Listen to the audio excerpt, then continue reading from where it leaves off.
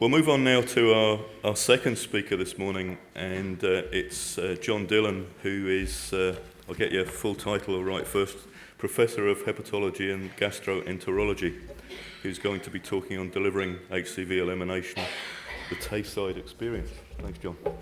Thanks very much. Thank you for the invitation. It's nice to be in a room with live people rather than talking to a flat screen that doesn't wink or blink or snore at you. What we're going to talk about today is how we've delivered HCV elimination in Tayside, and pointing out that we are committed across the globe to deliver HCV elimination by 2030 by the World Health Organization. And one of our previous ministers, I've lost track of which one it might have been, committed us to HCV elimination by the end of 2024 in Scotland, which would have been a global first. And they have recommitted to that recently. So the job is ours to deliver across the whole of the country. And by the job of ours, I mean you, not me. So that's what we've got to think about delivering and how we make that a reality. And clearly for people who inject drugs, HCV is a big issue and is a common risk amongst everybody. And so we have to think about how we make that happen. So bearing that in mind, I'm going to talk about what we did in Tayside, and we can think about the practicalities of that and start to think much more practically rather than policy. This is something we need to be doing now, because the end of 2024 is just over a year away. So we've got to think about pathways of care. If we want to get treatment delivered to somebody, we need to make a diagnosis. We need to make that diagnosis, get it back to those people, and we then need to get those people onto treatment. And the easiest way of doing all of that is to do it where the people are, rather than making them trek hundreds of miles across territories and buses and trains and planes to where there happens to be a doctor who can write a prescription that takes 2 minutes and gives it to you and then sends you back to whence you came. That's clearly not the way to do it. So thinking about how we can reach the people that we need to reach is the key thing. So if you think about people who are injecting drugs, people who might have injected drugs, where are you going to find them most effectively? Where do you think you should find them? Where do we find people that we need to think about that might have the risk factor for hepatitis C? So all of those sites, we should make Hep C available in hepatitis C treatment or diagnosis or information available in all of those places. And that's a job for everyone in this room, okay? We can think about on the right-hand side. It's the right-hand side as you're looking at it of this graph. That's the sort of standard pathway that hospitals and GPs and doctors work to. You know, you go to your primary care provider and they do a diagnosis and refer you to someone in hospital, etc. And that should be standard and available everywhere. If you think about people who've injected drugs, quite a lot of people are going to be on methadone, and so they're going to be turning up to a pharmacy to pick up a script at some point, daily, weekly, monthly, whatever the thing is, or picking up an injectable at some point. So there'll be contact there. If you're already there and in that place, it's very easy with a dry blood spot test or an oral swab to get an antibody or some screening test to get you a diagnosis sorted out. And I don't want to sort of let you in on a secret, but you don't need 5 years as a medical student, 7 years of higher specialist training and what have you, to look at a hepatitis C test and see it says positive.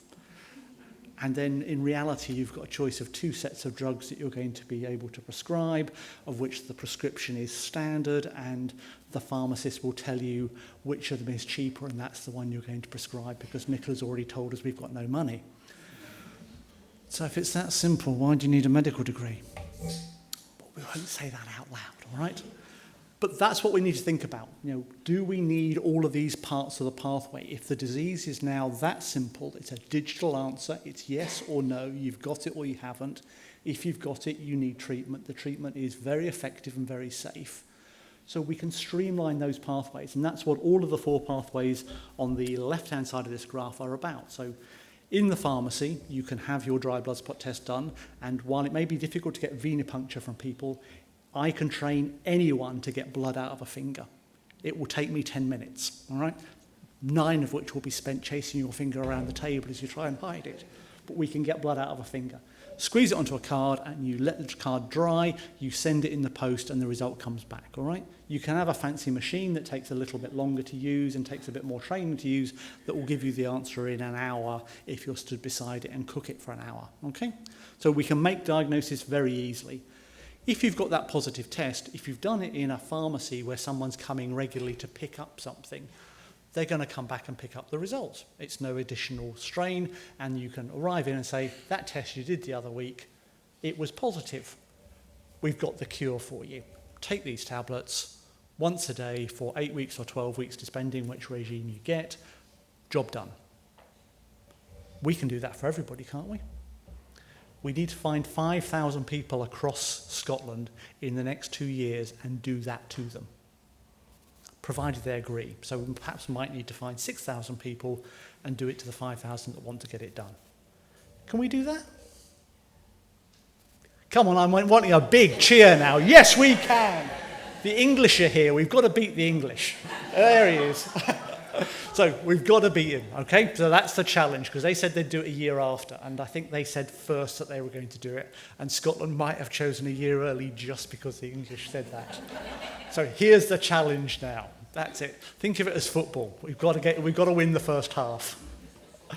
Right, so that's the pharmacy angle. So that's possible to do that in pharmacies. Drug treatment centres, a more medical environment, attended less often, but doable. So you might want a point of care result where you get a quick answer on your machine because you're not going to be going there every week or every couple of weeks.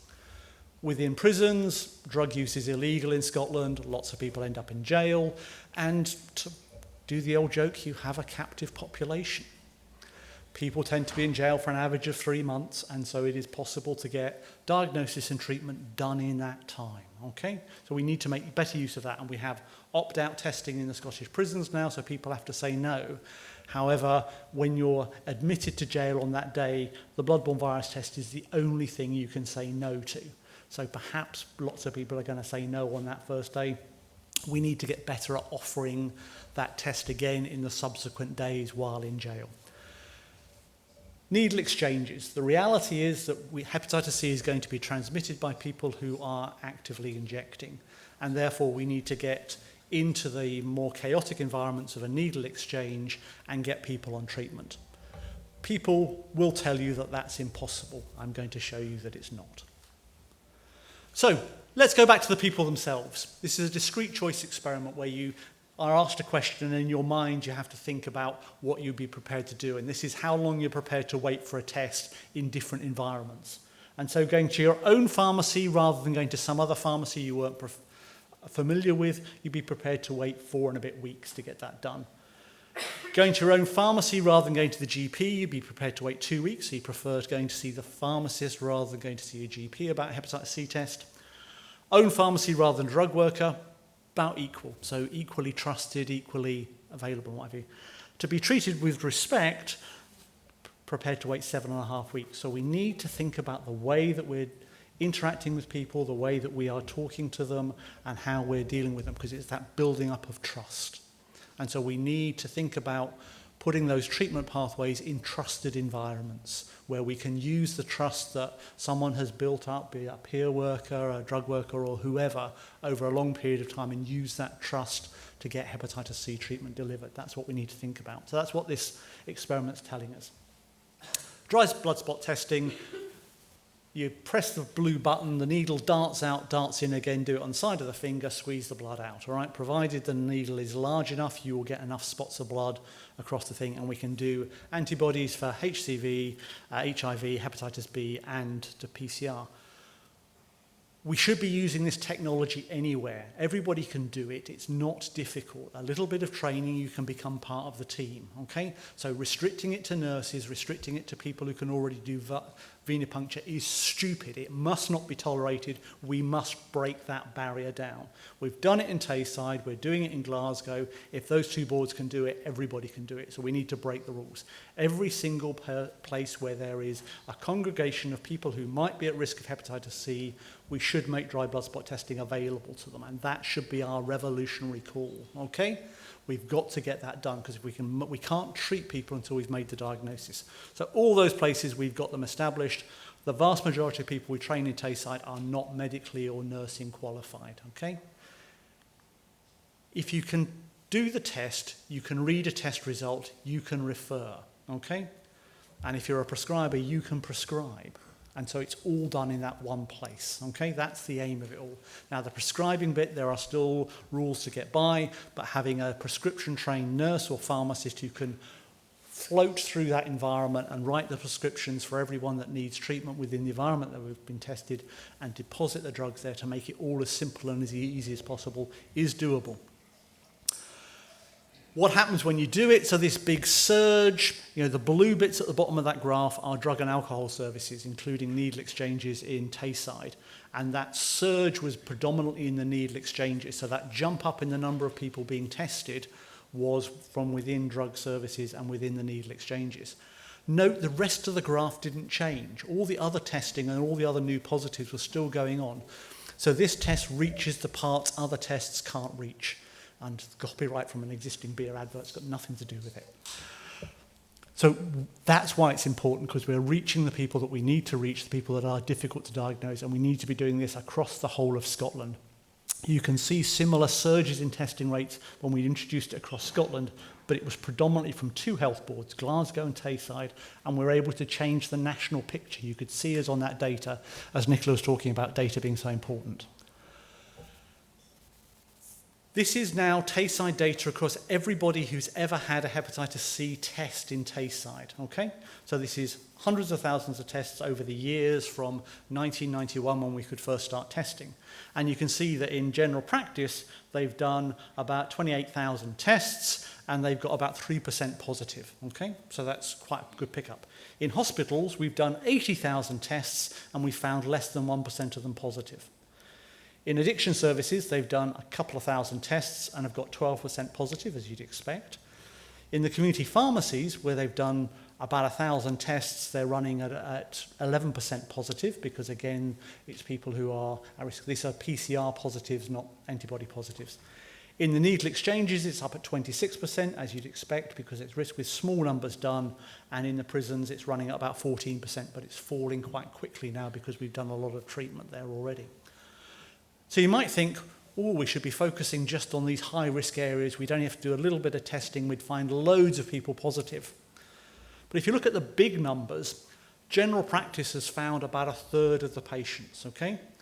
Secondary care has found about 1/3 of the patients, but done most of the testing. So we're scattering our testing all over the place. And the rest of those specialist pathways where they've done far less testing, they found 1/3 of the patients as well.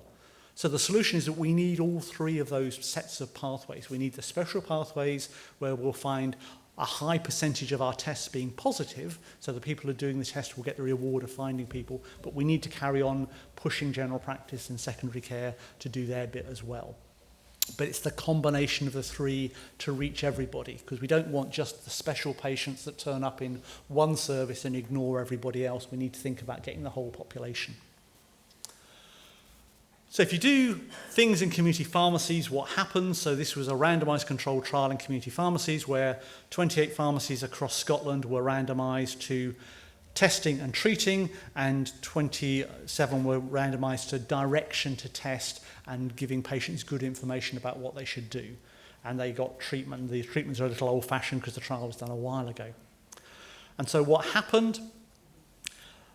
The community pharmacy-led pathway where you got the treatment, you were 2.5 times more likely to get diagnosed and treated, and that rate went down accordingly. So if once you got the test done, there was much less difference between the pathway. So it was that first barrier of getting the test done. So if you got the test done where you were, that's what made the big difference. Because once people have got tested and know they've got it, most people move on and get treated. And it's about making that first step to that test, about sort of thinking about the monster that might be behind you that you don't really want to think about, and you just want to carry on ignoring things and moving away. I can't move back too far because I'll bash my head off the slides. But it's making that first step, that frightening step, as easy as possible, okay? So if you think about reach, so that was the pharmacists doing it themselves and doing everything themselves. Now, if you've got a large number of people on opiate substitution therapy going through your pharmacy, it's worth training a pharmacist. But the majority of people will pick up their OST from pharmacies that don't have very many people on OST. So by the time you trained your pharmacy, they'd have run out of patients already because they'd have been training on that number. So in this part, in the REACH trial, a nurse would come in and help with the testing and pick up all the patients and get them on prescription and disappear again. So it would literally appear, write the prescription, get the pharmacist set up to get on with the treatment, and then disappear again, okay? And then come back in 3 months' time to do, or in 6 months' time to do the SVR test down the line. So 2-day visits, if you like, to the pharmacy. So in the REACH pharmacies, 10% agreed to, or the conventional pathway, 10% agreed to testing, and in the intervention pathway, 19% agreed to testing. Quite a lot of these pharmacies were in places where there'd already been Hep C treatment available for a number of years, so a lot of people who were positive had been cured already and knew that they were cured. So, where the test was available in the pharmacies with the nurses, 97% of them went on to get the test done.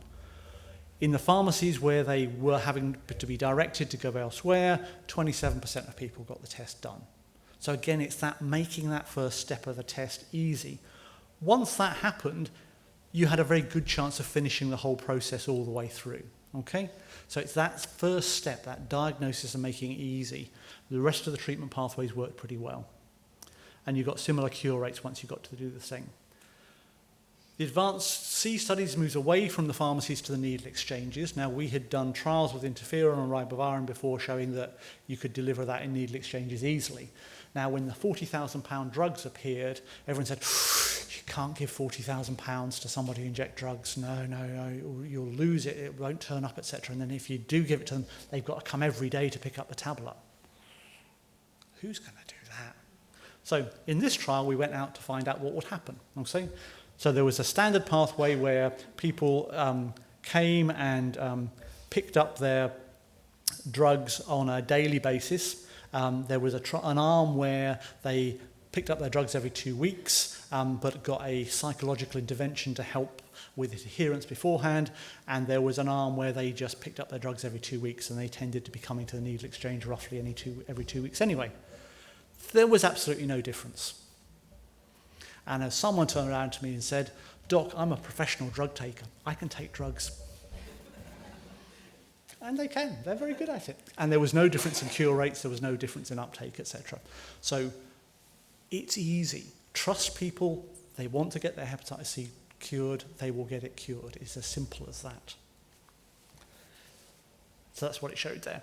Tayside decided that we were going to try and beat the rest of Scotland. We've got to be better at something. You know, clearly we're beating the whole of the world at drug deaths, and we want to try and get away from that. It's not something we're proud of, but I'll talk about that on another day and what we're doing about that. So hepatitis C elimination, how many people do we need to treat? How rapidly could we scale up? Could we make the surge? By all of those treatment pathways that we developed, if we turned them on full tilt, could we make the whole problem go away? And that was the aim that we were trying to achieve. So we wanted to cure about 800 people that were out within our communities that needed curing. And so what the 6 pathways did, if you look at the conventional pathway did about 12% of the treatments that we needed to achieve. So of each of the 6 things on the diagram, think of the left-hand side of the colours one, and that's how much each pathway contributed. So the needle exchanges did nearly 30% of the treatments. The community pharmacies did over 20% of the treatments. The nurse-led clinics in outreach did about 17%. The prisons did 14%. The drug treatment services did 6% of the treatments, and conventional care did 12%. So those were all of the different pathways, all made their contributions. But the needle exchanges and community pharmacies were really what drove us forward and allowed us to achieve it. And of course, you're stealing other people's workforces. The pharmacists are there anyway. The key workers and drug workers are in the needle exchanges anyway. And actually, the pharmacists, we pay them a fee for doing their work. From the needle exchanges, the volunteers that run them, it changes their relationship with their clients and expands things and allows them to help care more. And so those are the incentives for why those sites want to participate and want to make these services work. So if we want to scale up, if we want to achieve elimination, those are the people that we need to work with to help that happen. What happens when you do that? So let's think about Tayside and how close we are to elimination. So if we assume the national prevalence of hepatitis C is assumed to be about 0.5% of the population now. It was up at 0.7, it fell because of death and some treatment activity. So that number of the population in Tayside will be 1,975 people. So that's how many people there should be out there in Tayside with the infection. And the World Health Organization says diagnose 90%, treat 80% of them. So our 90% figure is 1,776. So that's the target we're aiming for. So if we think about infections and people, so the number of people that we have ever diagnosed in Tayside and are at any point in our labs and have lived in Tayside is 4,322. 1,043 of them are PCR negative, so they've cured it themselves. 703 have moved away. We have 3 prisons in Tayside. That's slightly more than we need for our own population, so we've been looking after some of your other clients, but they then moved away once they get released. 698 have died, mainly from drug-related deaths, but also from Hep C-induced cancers and Hep C-related liver failure. And so there are 1,878 people living in Tayside who we have diagnosed, which means that we've lost 93 people somewhere. But this is 2022, so we found a few more of them since then, okay? And we have treated and cured 1,812 of them, so we have beaten that 1,776. What is special about Tayside? What is different about Tayside? Much as I hate to admit it, nothing. If we can do it, you can do it. You just have to get up and do it. We've showed you how. This is what we've got to do if we're going to eliminate across the whole of Scotland and to remove hepatitis C as a worry for people in Scotland. And that's what we can achieve if we want to. And we just need to make the decision. But it's about all of those pathways and making them work. And it's not about, oh, I've got to wait for someone else to give permission. It's up to us to take permission, to take control and move forward with this. Thank you very much.